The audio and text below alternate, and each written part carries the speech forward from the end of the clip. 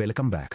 Chapter 16 में हमने physical hardware, latencies, caches, NUMA nodes और पीसीआई लेंस को बारीकी से देखने में क्वालिटी टाइम स्पेंड किया। हमने सीखा कि कैसे फिजिकल रियलिटी सॉफ्टवेयर परफॉर्मेंस को शेप करती है।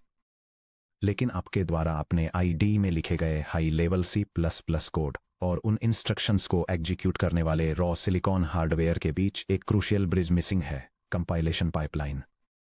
जब आप G++-O3 main.cpp-O pipeline demo type करते हैं या सीमेक टारगेट्स द्वारा संचालित आईडीज में बिल्ड पर क्लिक करते हैं तो कंपाइलर को एक ब्लैक बॉक्स के रूप में देखना आसान होता है। आप एक छोर से human readable ASCII text feed करते हैं और दूसरे छोर से एक रनेबल बाइनरी एग्जीक्यूटेबल बाहर निकलता है। लेकिन परफॉर्मेंस इंजीनियर्स के रूप में कंपाइलर को एक मैजिक बॉक्स की तरह ट्रीट करना हमें लिमिट करता है। जब आपका code unexpected performance drop of दिखाता है, जब कोई टेम्पलेट इंस्टेंशिएट होने में फेल हो जाता है या जब linker undefined reference to errors की एक डरावनी दीवार खड़ी कर देता है, तो कंपाइलर को एक मोनोलिथिक टूल की तरह ट्रीट करना आपको सिर्फ गेस करने पर मजबूर कर देता है। इस सेक्शन में हम पर्दा हटा रहे हैं। हम कंपाइलर टूल चेन में 4 अलग अलग फिजिकल टूल्स के जरिए एक C++ प्रोग्राम की लाइफ को ट्रेस करेंगे, जैसे preprocessor CPP, core compiler CC1 या क्लैंग फ्रंट एंड और बैक एंड, असेंबलर AS और लिंकर LD। इस सफर में हम इन कॉन्सेप्ट्स को वापस उस बेयर मेटल डेवलपर माइंडसेट से कनेक्ट करेंगे जिसे हमने चैप्टर 1.1 में इंट्रोड्यूस किया था, उस GNU टूल चेन डिकम्पोजिशन से जिसे हमने चैप्टर 7.1 में एक्सप्लोर किया था, और उन CMake build target execution pipelines से जिन्हें हमने चैप्टर 11.4 में बनाया था। Section break. Preprocessor CPP, compilation से पहले टेक्सटुअल मैनिपुलेशन। इससे पहले कि C++ लॉस लॉजिक की एक भी लाइन को एनालाइज, पार्स या ऑप्टिमाइज किया जाए, आपकी सोर्स फाइल प्रीप्रोसेसर द्वारा संचालित एक brute force textual transformation phase से गुजरती है, जिसे ट्रेडिशनली GCC या क्लैंग सेटअप्स के तहत CPP के रूप में इन्वोक किया जाता है। प्रीप्रोसेसर को C++ grammar, type systems, scope rules या क्लासेस की जीरो समझ होती है। यह आपकी फाइल को विशुद्ध रूप से टेक्स्ट टोकन्स के एक स्ट्रीम के रूप में देखता है। इसका एकमात्र काम प्रीप्रोसेसर डायरेक्टिव्स को एग्जीक्यूट करना है, जो हैश से शुरू होने वाली लाइंस होती हैं, और एक single self content textual blob तैयार करना है जिसे ट्रांसलेशन यूनिट के रूप में जाना जाता है। यह डायग्राम एक C++ प्रोग्राम के इनिशियल कंपाइलेशन फेज को दिखाता है, जहां एक सोर्स फाइल और उसके स्टैंडर्ड लाइब्रेरी हेडर को प्रीप्रोसेसर कंबाइन करता है। प्रीप्रोसेसर कमेंट्स को क्लीन अप करता है और प्रीप्रोसेसर डायरेक्टिव्स को रिजॉल्व करता है ताकि कंपाइलेशन के लिए रेडी एक single expanded translation unit generate की जा सके। प्रीप्रोसेसिंग के दौरान क्या होता है? Header file insertion, hash include.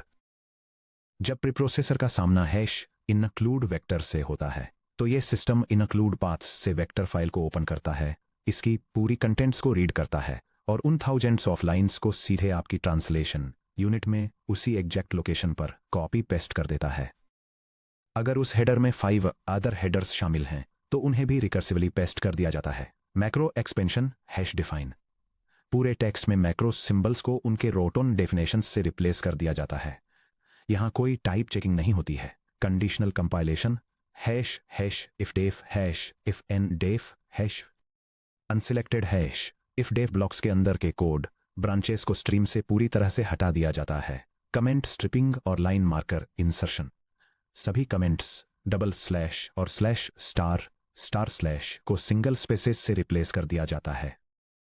Special line markers, उदाहरण के लिए #1 main.cpp इंसर्ट किए जाते हैं ताकि डाउनस्ट्रीम कंपाइलर असेंबली लाइंस को डिबगिंग के लिए आपकी ओरिजिनल सोर्स फाइल के लाइन नंबर्स पर वापस मैप कर सके। Observing preprocessor output. चलिए मैं आपको इसे एक्शन में दिखाता हूं। मान लीजिए एक छोटी फाइल है जिसका नाम math_demo.cpp है। यह C++ सोर्स फाइल एक जेनेरिक टेम्पलेट फंक्शन को डिफाइन करती है जो एक इनपुट इंडेक्स को प्रीडिफाइंड मैट्रिक्स साइज कांस्टेंट से मल्टीप्लाई करके मेमोरी ऑफसेट कैलकुलेट करता है और मेन एग्जीक्यूशन फंक्शन के अंदर इसके यूसेज को डेमोन्स्ट्रेट करता है। अगर हम GCC या क्लैंग को -ही फ्लैग पास करते हैं तो हम कंपाइलर ड्राइवर को प्रीप्रोसेसिंग फेज के तुरंत बाद रुकने और resulting translation unit .i file को डंप करने के लिए कहते हैं। ये कमांड लाइन इंस्ट्रक्शन मैक्रोज और हेडर फाइल्स को एक्सपेंड करने के लिए ++ सोर्स फाइल पर कंपाइलर प्रीप्रोसेसर को रन करता है और प्रीप्रोसेस्ड आउटपुट को एक नई इंटरमीडिएट फाइल में सेव करता है। अगर आप math_demo.i को किसी टेक्स्ट एडिटर में ओपन करते हैं तो आप 2 थिंग्स नोटिस करेंगे। 1, matrix_size पूरी तरह से गायब हो गया है, जिसकी जगह लिटरल वैल्यू 1024 आ गई है। 2, सभी कमेंट्स गायब हो गए हैं। अगर आपने उस 10 लाइन फाइल के टॉप पर IO स्ट्रीम को इंक्लूड किया होता तो आपकी जनरेटेड math_demo.i फाइल अचानक 30,000 से अधिक लाइन्स ऑफ डिक्लेरेशंस में एक्सपेंड हो जाती। डेवलपर इनसाइट ये एक्सप्लेन करता है कि क्यों डीप इंक्लूड ट्रीज बड़े C++ प्रोजेक्ट्स में बिल्ड टाइम्स को धीमा कर देते हैं, जैसा कि हमने चैप्टर 11.4 में CMake टारगेट इंक्लूड डायरेक्टरीज के जरिए मैनेज किया था। हर एक .cpp फाइल को उन 10,000 प्रीप्रोसेस्ड लाइन्स को फिर से पार्स करना पड़ता है जब तक कि मॉडर्न C++ 20 मॉड्यूल्स या प्रीकम्पाइल्ड हेडर्स PCH का यूज न किया जाए। Section break. The compiler CC1 parsing IR generation और ऑप्टिमाइजेशन। अब जब प्रीप्रोसेसर ने एक standalone translation unit .i text stream output कर दिया है तो ये इस फाइल को रियल कंपाइलर कोर को पास करता है, जिसे अक्सर GCC के अंदर CC1 या क्लैंग के अंदर internal LLVM front end libraries कहा जाता है। यह वह जगह है जहां human readable C++ concepts, templates, classes, virtual inheritance, type safety और कंट्रोल फ्लो को वैलिडेट किया जाता है, इंटरमीडिएट फॉर्मेट्स में ट्रांसलेट किया जाता है, ऑप्टिमाइज किया जाता है और फाइनली असेंबली कोड में लोअर किया जाता है। यह डायग्राम एक सोर्स कोड ट्रांसलेशन यूनिट के टारगेट असेंबली टेक्स्ट में step by step compilation process को दिखाता है। यह सीक्वेंशियल स्टेजेस को डिटेल में समझाता है, जो लेक्सिकल एनालिसिस और एब्स्ट्रैक्ट सिंटैक्स ट्री में पार्सिंग से शुरू होती हैं, फिर सिमेंटिक चेकिंग, इंटरमीडिएट रिप्रेजेंटेशन में ट्रांसलेशन, ऑप्टिमाइजेशन, पासेस अप्लाई करने से होते हुए और आखिर में कोड को टारगेट आर्किटेक्चर में लोअर करने तक जाती हैं। स्टेप 1 लेक्सिकल एनालिसिस, लेक्सिंग और पार्सिंग। कंपाइलर ट्रांसलेशन यूनिट के रॉ कैरेक्टर्स को रीड करता है और उन्हें रिकग्नाइज्ड कंपाइलर टोकन्स की एक स्ट्रीम में ब्रेक करता है, जैसे इंट आइडेंटिफायर इक्वल्स लिटरल। इसके बाद पार्सर आपके प्रोग्राम के स्ट्रक्चर के एक हायरार्किकल ट्री रिप्रेजेंटेशन यानी एब्स्ट्रैक्ट सिंटैक्स ट्री AST को कंस्ट्रक्ट करने के लिए इन टोकन्स को C++ ग्रामर रूल्स के अगेंस्ट वेरीफाई करता है। स्टेप 2 सेमेटिक एनालिसिस और टेम्पलेट इंस्टेंशिएशन। एक बार जब AST बन जाता है तो कंपाइलर स्टैटिक एनालिसिस परफॉर्म करता है कि क्या टाइप्स कंपैटिबल हैं, क्या यह प्राइवेट मेंबर इस स्कोप से एक्सेसिबल है और कौन सा ओवरलोडेड फंक्शन इन आर्गुमेंट्स से मैच करता है। क्रूशियली ये वह फेज है जहां C++ टेम्पलेट इंस्टेंशिएशन होता है। अब तक math_demo.cpp में हमारा compute offset of t function सिर्फ एक ब्लूप्रिंट था। जब कंपाइलर कंप्यूट ऑफसेट ऑफ 4 देखता है तो यह आर्गुमेंट टाइप इंट को चेक करता है, इंट के लिए स्पेशलाइज्ड कोड का एक कंक्रीट वर्जन क्रिएट करता है और उस स्पेशलाइजेशन को AST में इंसर्ट करता है। अगर कोई टेम्पलेट कभी इन्वोक नहीं किया जाता है तो उसके लिए कभी कोई मशीन कोड एमिट नहीं किया जाएगा। स्टेप 3 इंटरमीडिएट रिप्रेजेंटेशन या IR। मॉडर्न कंपाइलर्स एक AST को सीधे रॉ मशीन इंस्ट्रक्शंस में कन्वर्ट नहीं करते हैं। ऐसा करने का मतलब होगा हर प्रोग्रामिंग लैंग्वेज और CPU आर्किटेक्चर के कॉम्बिनेशन के लिए एक यूनिक कंपाइलर लिखना, जैसे कि C++2 x86, C++2 ARM64, C++2 RISC-V, Rust2 x86 और इसी तरह। इसके बजाय कंपाइलर्स एक 2-tier आर्किटेक्चर का यूज करते हैं। फ्रंट एंड ये लैंग्वेज स्पेसिफिक सोर्स कोड को एक टारगेट इंडिपेंडेंट इंटरमीडिएट रिप्रेजेंटेशन या IR में ट्रांसलेट करता है। इसके एग्जाम्पल्स में GCC का गिम्पल या LLVMIR शामिल हैं। बैकएंड यह टारगेट इंडिपेंडेंट IR लेता है, मशीन स्पेसिफिक ऑप्टिमाइजेशन परफॉर्म करता है और टारगेट हार्डवेयर इंस्ट्रक्शंस एमिट करता है। LLVMIR एक platform agnostic strongly typed assembly language जैसा दिखता है, जिसमें इनफाइनाइट नंबर में वर्चुअल रजिस्टर्स होते हैं। यहाँ एक एग्जाम्पल दिया गया है कि हमारा कंप्यूट सेट लॉजिक LLVMIR के अंदर कैसा दिखता है। यह इंटरमीडिएट रिप्रेजेंटेशन कोड एक फंक्शन को डिफाइन करता है जो इनपुट इंटीजर को 1024 से मल्टीप्लाई करके मेमोरी ऑफसेट कैलकुलेट करता है। Step 4 optimisation passes. एक बार जब कोड IR में कन्वर्ट हो जाता है तो कंपाइलर ऑप्टिमाइजेशन पासेज का एक स्विट रन करता है। जब आप अपनी बिल्ड स्क्रिप्ट्स में OO3 फ्लैग्स पास करते हैं तो आप ट्रांसफॉर्मेशंस को इनेबल करते हैं, जैसे कि इनलाइन एक्सपेंशन, इन्वोकेशन ओवरहेड को हटाने के लिए फंक्शन कॉल्स को एक्चुअल फंक्शन बॉडी से रिप्लेस करना। डेड कोड एलिमिनेशन, उन कोड ब्रांचेज को आइडेंटिफाई और डिलीट करना जिन तक कभी पहुंचा नहीं जा सकता या जिनके आउटपुट्स कभी रीड नहीं किए जाते। लूप अनरोलिंग और वेक्टराइजेशन, स्केलर लूप्स को पैरेलल SIMD इंस्ट्रक्शंस में ट्रांसफॉर्म करना, जैसे कि AVX2, AVX512 या ARRM Neon. Constant folding, runtime पर एग्जीक्यूट करने के बजाय कंपाइल टाइम पर कांस्टेंट मैथ एक्सप्रेशंस को इवैल्यूएट करना। स्टेप 5, कोड जनरेशन या lowering to assembly. Finally backend target generator optimised IR को उस specific physical instruction set architecture ISA पर मैप करता है जिसकी आपने रिक्वेस्ट की है, जैसे कि march इक्वल टू नेटिव या march इक्वल टू x86 ये एब्स्ट्रैक्ट IR रजिस्टर्स को real hardware registers RAX, RDI, XMM0 में ट्रांसलेट करता है, कॉल स्टैक पर मेमोरी ऑफसेट्स असाइन करता है और एक text assembly file .s emit करता है। हम GCC को -s फ्लैग का यूज करके इस कंपाइलेशन फेज के बाद रुकने के लिए कह सकते हैं : यह terminal command GNU compiler collection का यूज करके C++ सोर्स फाइल को कंपाइल करती है और उसका corresponding assembly code output generate करती है। math_demo.s को इंस्पेक्ट करने पर ह्यूमन रीडेबल असेंबली इंस्ट्रक्शंस का पता चलता है जो आपके लोकल CPU को टारगेट करती हैं : यह असेंबली लैंग्वेज स्निपेट एक फंक्शन को डेमोन्स्ट्रेट करता है जो इनपुट वैल्यू के बिट्स को लेफ्ट में 10 पोजीशंस शिफ्ट करके मल्टीप्लिकेशन ऑपरेशन को ऑप्टिमाइज करता है, जो कि 1024 से मल्टीप्लाई करने के इक्विवेलेंट है। Section break, the assembler AS materializing object files .o। अब जब हमारे पास एक असेंबली फाइल है math_demo.s, हम अभी भी टेक्स्ट से डील कर रहे हैं। CPU टेक्सटुअल असेंबली निमोनिक्स जैसे MOVL या ASLL को नहीं पढ़ते हैं, वे पैक्ड बिट पैटर्न्स को एग्जीक्यूट करते हैं जिन्हें मशीन ऑपकोड्स कहा जाता है। असेंबलर, जिसे GNU टूलचेन के अंदर AS के रूप में इन्वोक किया जाता है, टेक्स्ट बेस्ड असेंबली इंस्ट्रक्शंस को लेता है और उन्हें raw binary machine code instructions में 1-to-1 ट्रांसलेट करता है। ये कमांड C++ कंपाइलर को बिना फाइनल लिंकिंग स्टेज परफॉर्म किए सोर्स फाइल को बाइनरी ऑब्जेक्ट फाइल में कंपाइल करने के लिए इंस्ट्रक्ट करती है।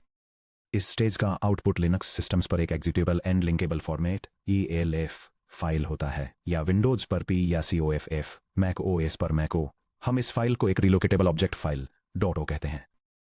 यह डायग्राम एक कंपाइल्ड बाइनरी ऑब्जेक्ट फाइल का स्ट्रक्चरल लेआउट दिखाता है।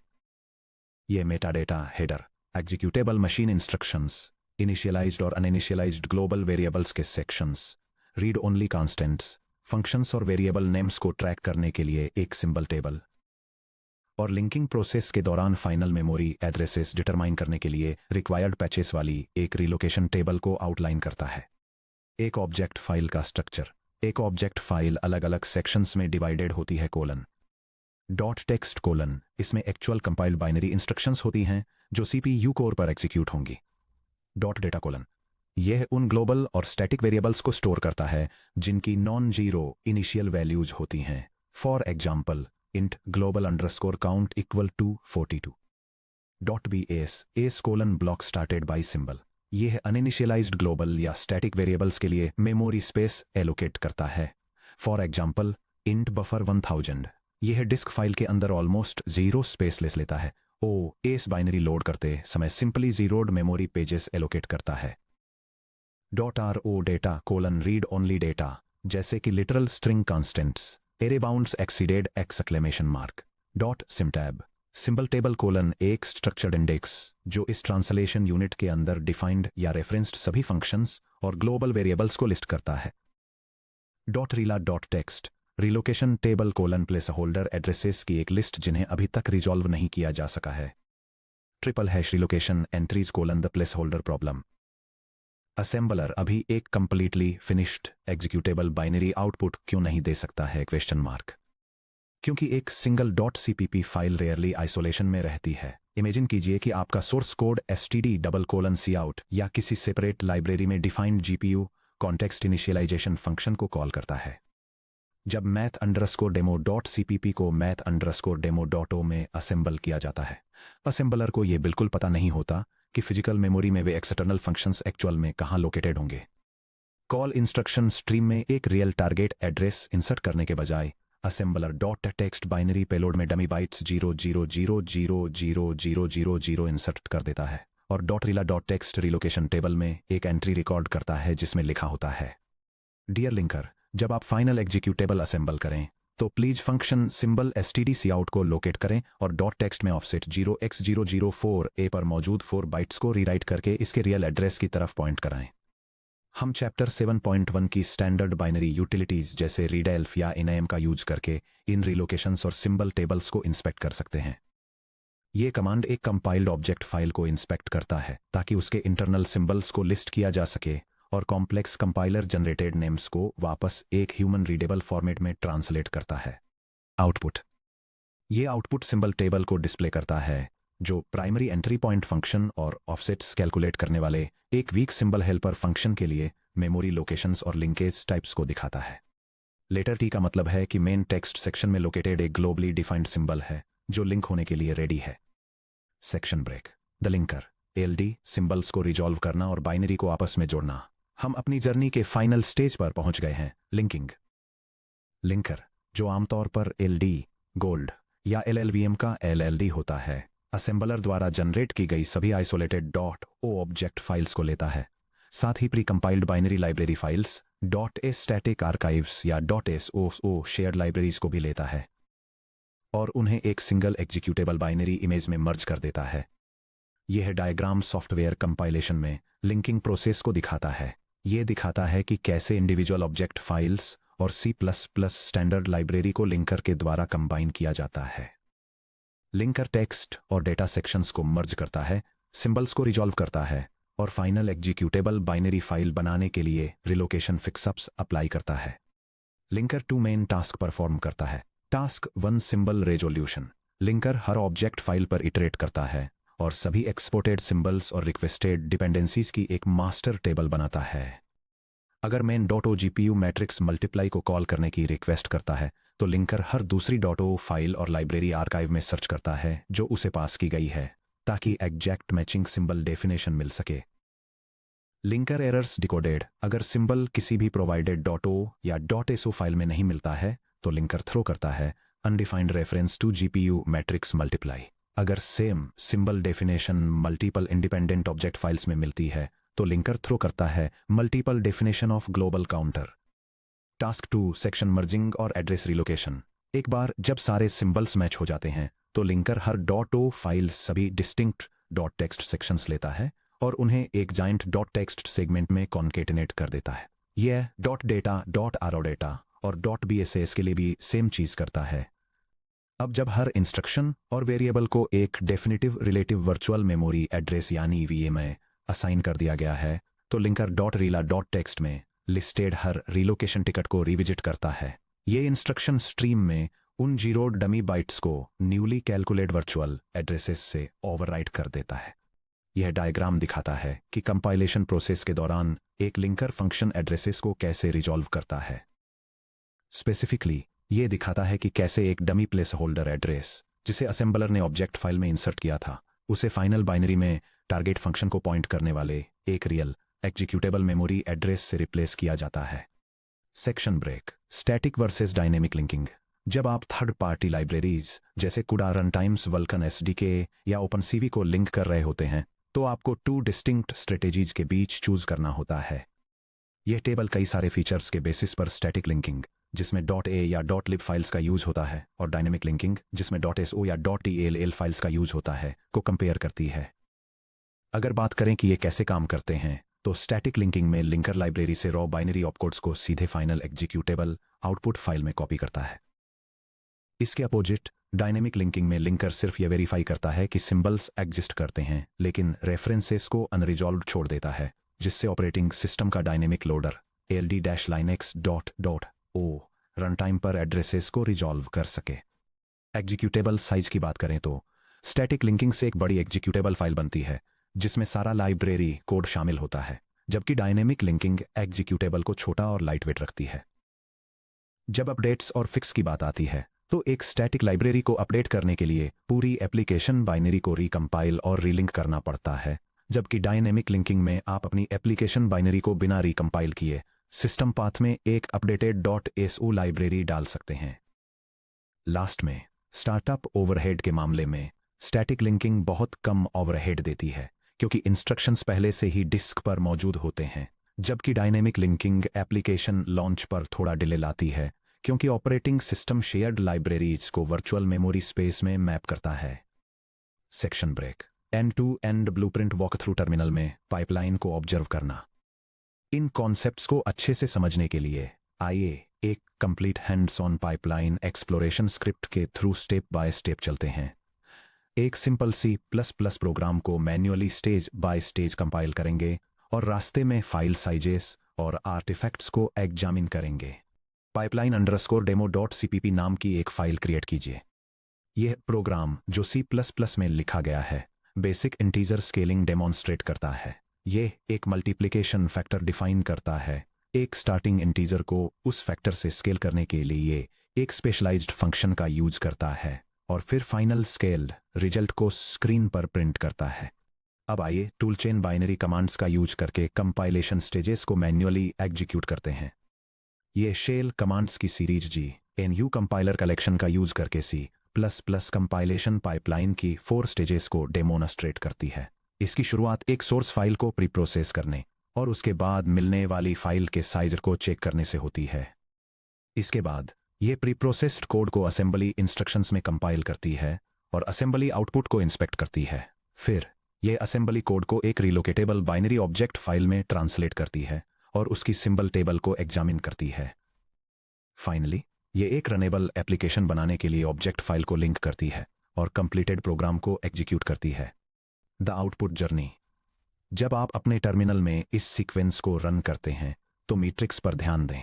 पाइपलाइन _demo.i लगभग 35,000 लाइन्स ऑफ टेक्स्ट में एक्सपैंड हो जाता है क्योंकि हैश include IOStream को अंदर खींच लिया गया था। पाइपलाइन _demo.s सिकुड़कर सिर्फ लगभग 60 लाइन्स ऑफ असेंबली कोड रह जाता है क्योंकि कंपाइलर ने अनयूज्ड stdlib डिक्लेरेशंस को हटा दिया और स्केल _val of 5 को सीधे एक कांस्टेंट कंप्यूटेशन में ऑप्टिमाइज कर दिया। पाइपलाइन _demo.o एक बाइनरी ब्लॉब है जिसमें अनलिंक्ड रिलोकेशन प्लेस होल्डर्स होते हैं।